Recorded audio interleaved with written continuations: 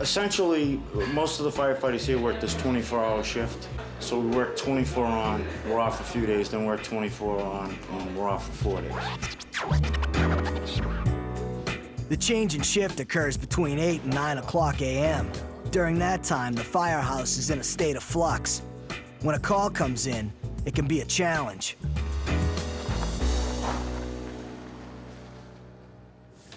See you later. See you later. You don't have to worry about all that running and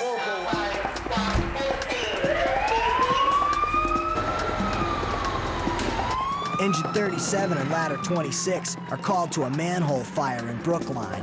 I was 5 minutes into my shift. I was just about to take my boots off, get a quick cup of coffee, go home, and next thing I say, get on the piece. I'm like, where's my relief? I don't know what time it is now, but I was supposed to be home at 8.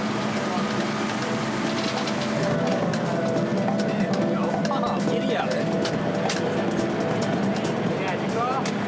What we have here is a confirmed manhole fire. It was my first thought when I saw it. It wasn't smoking too badly, so I just thought it was steam. But you know, on closer investigation, you know, we figured that it was actually a confirmed fire. You can hear it popping down there.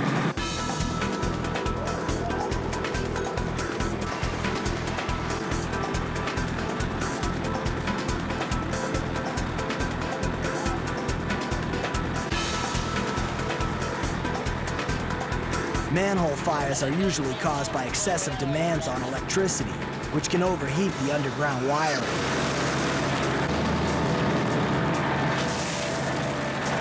This manhole is so well grounded that our protocol, our standard operating procedure, is to fill the manhole, cool it off to the point so the electric company can come in and do their thing, you know, shut it down, do whatever they got to do.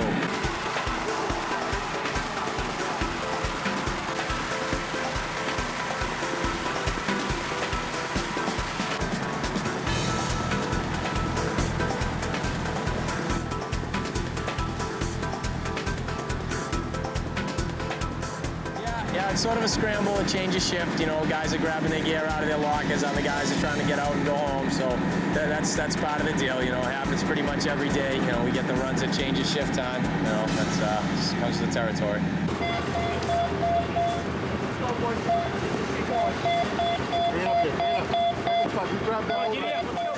Before Huntington Avenue has time to stack their hoses, they receive another call.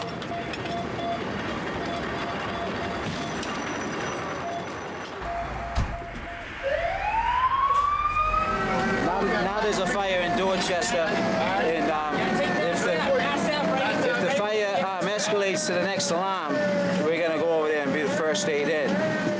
Are they even here? I got it, Craven. All stars. Craven coming on. No one's better than Steve Craven. All right, let's go. Get in here, buddy. All set, let's go.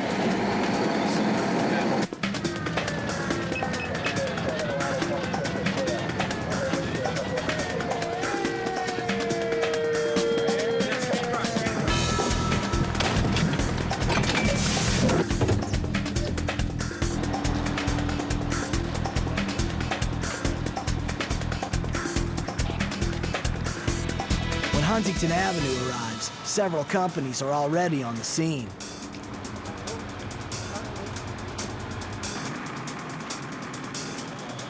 We pulled up, there wasn't too much going on. There was still some residual smoke from the fire. Sort of controlled chaos, you know, men were working. Just sell the fire, and the first companies in here pretty much knocked it down. So we ran a backup line, you know, just in case they needed it, in case the fire gets out of control. In this case, we didn't end up needing it, which is a good thing. Don't want to go to bed. Getting too old for this stuff.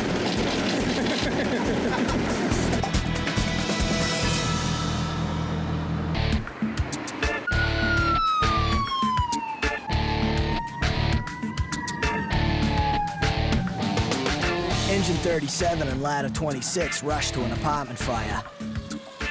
It's Kevin Miner's first time driving the engine. When they strike a box, you just get in a piece. Captain will help me out where to go. You know, I'm still in the learning phase. I'm learning this district. I'm coming along, doing my best.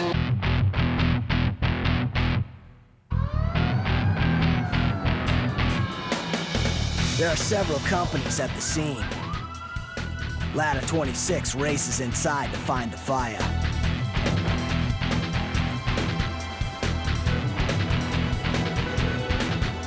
As the driver, Kevin's job at the fire scene is to secure a water source.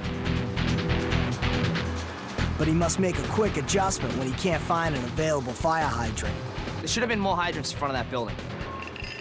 There was one directly across the street, but there should have been one on the right-hand side.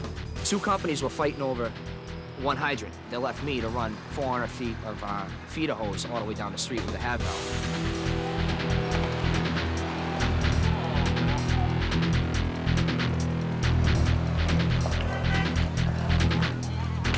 Yeah, I'd rather do that than fight with another company over a hydrant. Inside the building, Ladder 26 continues to search for the source of the fire. Miner still hasn't made it to the hydrant. The police didn't stop traffic, which created a big problem for me because they're all driving over my supply line hose.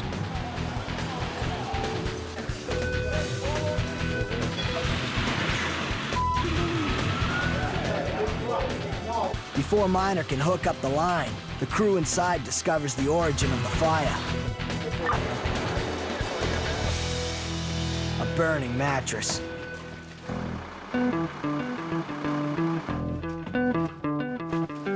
Basically, the sprinkler system got it. You know, 80% of fires in America put up by the sprinklers. But if it wasn't for the sprinkler, you'd have a high-rise fire right now. But no, it's a mattress, so it created a lot of smoke, a lot of smoldering, and that was about it. That was burning in there. Sprinkler got it.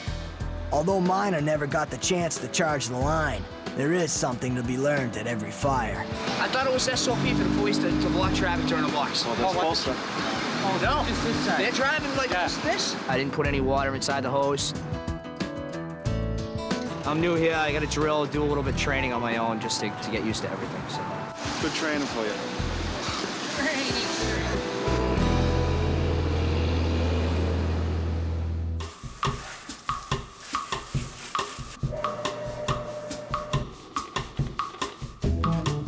Kevin Miner's next shift at Huntington Avenue begins with a broom.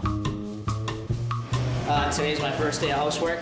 The engine responsibility is the bunk room, hallway, these stairs, the officer's room, this chief's room. So just getting acquainted with my house chores. Now I know what I gotta do when I come in the morning. So that's basically it.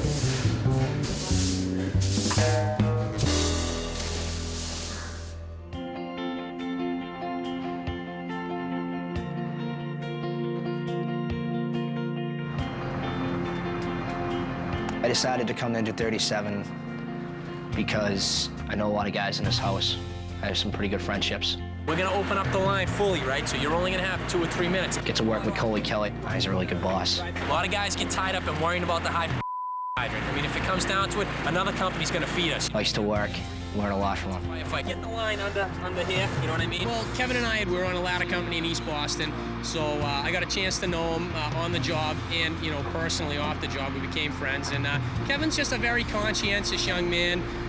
He's one of those guys that, you know, type A personality. He doesn't want to be told what to do, so he sort of takes it upon himself to learn his job. And, you know, that's something that I respect in a firefighter. You know, a guy who, once he finds out what you expect, he just takes it from there.